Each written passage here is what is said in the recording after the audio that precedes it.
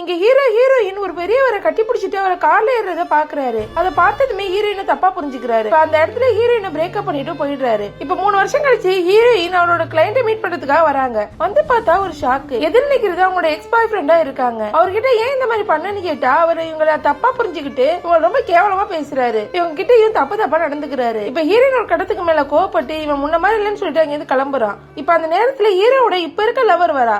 ஹீரோயினையும் அடிச்சிடுறா. Heroine மனசு வெறுத்து போய் அந்த இடத்த விட்டே போறாங்க. ஹீரோட ஆபீஸ்க்கு போற வழியில அவரோட பழைய ஃப்ரெண்ட பாக்குறா. அப்ப நடந்த எல்லாத்தையுமே தெரிஞ்சுக்கிறா. ஹீரோ தன்னை தப்பா புரிஞ்சிட்டு இருப்பாரு. ஆக்சுவலா ஹீரோயின் போன காரு அது அவங்க அப்பாவோட காரா இருக்கும். அவ கட்டி பிடிச்சது அவங்க அப்பா தான். போய் ஹீரோ கிட்ட எக்ஸ்பிளைன் பண்றா. ஆனா அவரு அவளை நம்பவே மாட்டேங்கிறாரு. ஹீரோயின் இதுக்கு மேல பேசி பிரயோஜனம் சொல்லிட்டு அங்க இருந்து கிளம்புறா. இப்ப ஹீரோவும் சோகமா இருக்காரு. போய் பார்ல உட்காந்துருக்காரு.